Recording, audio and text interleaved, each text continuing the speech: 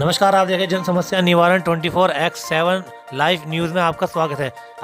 और आइए बात करते हैं स्कूल के अंदर बच्चों की क्लास लगाते हुए प्रिंसिपल द्वारा मुर्गा बनाकर दी गई कड़ी पनिशमेंट, परिवारजनों ने जताया विरोध। स्कूली किताब व बुकों को लेकर प्रोटोकॉल स्थान पर नहीं दिया जा सकता है, स्कूल प्रबंधक की ओर से जोर। सहारनपुर डीएम बोले, स्कूल को लेकर रखी अपनी बात। और विधानसभा में विधायक दल की ओर से उठी आवाज, चौकी व थाने एसएचओ को लेकर पुलिस को लेकर रखी गई अपनी बात। आइए देखते हैं अर्श राणा की खास रिपोर्ट। ले बता क्या क्यों मार रहा है हो? बताओ जल्दी क्यों मारा? अच्छा अच्छा अच्छा, अभी रुक जाओ। अभी नहीं देखो, बदतमीजी अगर बच्चे करेंगे तो फटेंगे बच्चे। मुख्यमंत्री पोर्टल पे। हाँ बताऊंगा क्या है बड़ा काम। अरे बताऊंगा मुख्यमंत्री हैं, बताओ क्या बताना, बताओ। मुख्यमंत्री पोर्टल है, किसकी इजाजत से तुमने एंट्री करी? अच्छा अपनी इजाजत से ऐसे चोटी हूँ मैं, चोटी कोई नहीं।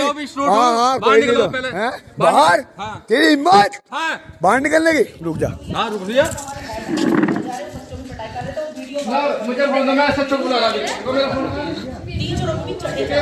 फोन दो मुझे। अरे मैं देखता हूँ क्या नाम है इसका।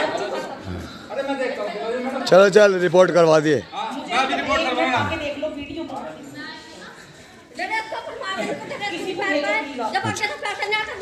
सही अभी रिपोर्ट।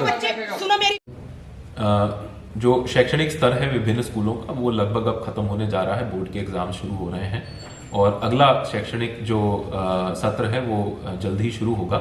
ऐसे में जो विभिन्न विद्यालय हैं उनके द्वारा नई कक्षाओं में आ रहे विद्यार्थियों के लिए अपनी बुक्स का जो लिस्ट है वो जारी की जा रही है। जो उत्तर प्रदेश वित्त विहीन विद्यालयों की शुल्क विनियमन समिति है जिलाधिकारी की अध्यक्षता में, उसमें ये निर्णय लिया गया है कि एक्ट में ये स्पष्ट प्राविधान है कि कोई भी विद्यालय जो वित्त विहीन विद्यालय है वो किसी भी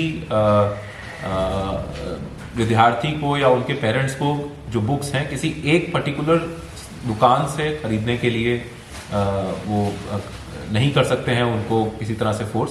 तो लास्ट ईयर भी इस पे हम लोगों ने कुछ एक्शंस कुछ स्कूलों के खिलाफ लिए थे।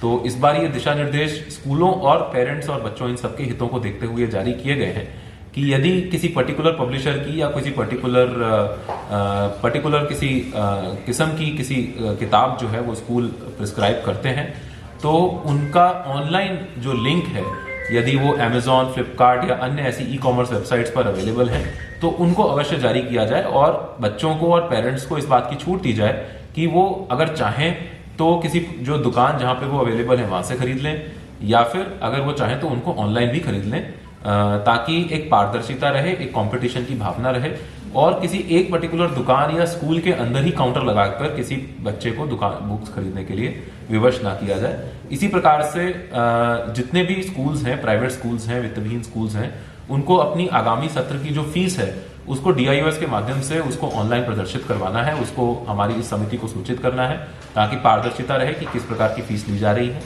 और जो यूनिफॉर्म है वो भी कोई भी स्कूल अपनी मन मर्जी से ना बदले और यूनिफॉर्म 5 वर्ष में 2 बार नहीं बदली जानी चाहिए और उसका भी जो खरीद फरोख्त है वो किसी पर्टिकुलर एक दुकान पर ही हो, ये अनुमन्य नहीं है। वो कोई ऐसी यूनिफॉर्म होनी चाहिए जिससे कि वो फ्रीली जो छात्र है या उसके पेरेंट्स हैं वो कहीं से भी चाहें वहां से खरीद सके।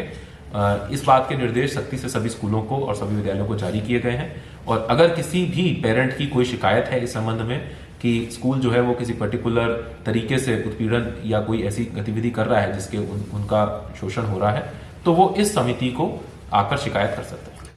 और माननीय संसदीय कार्य मंत्री हैं, इस तरह से निचले स्तर पर आप पहुंचा दें कि वो कम से कम टेलीफोन तो उठा लिया करें। हम लोग खुद टेलीफोन करते हैं तो थानेदार तो कभी उठाता ही नहीं। SP अगर कभी सुन भी ले तो थानेदार को फुर्सत ही नहीं टेलीफोन उठाने के, बैठ के दलालों से गप करेंगे, टेलीफोन नहीं उठाएंगे। तो आपको आपका ये निर्देश है। और अगर इस पीठ की अवहेलना होती है तो व्यवस्थापिका की अवहेलना है। व्यवस्थापिका के अधिकारों को कमजोर करने की कोशिश हो रही है। इसीलिए मैंने प्रश्न आपके सामने रखा कि आप अगर पीठ से निर्देश देते हैं तो तो व्यवस्थापिका के माध्यम से कार्यपालिका को भी इस बात को मानना चाहिए कि व्यवस्थापिका भी एक अंग है इस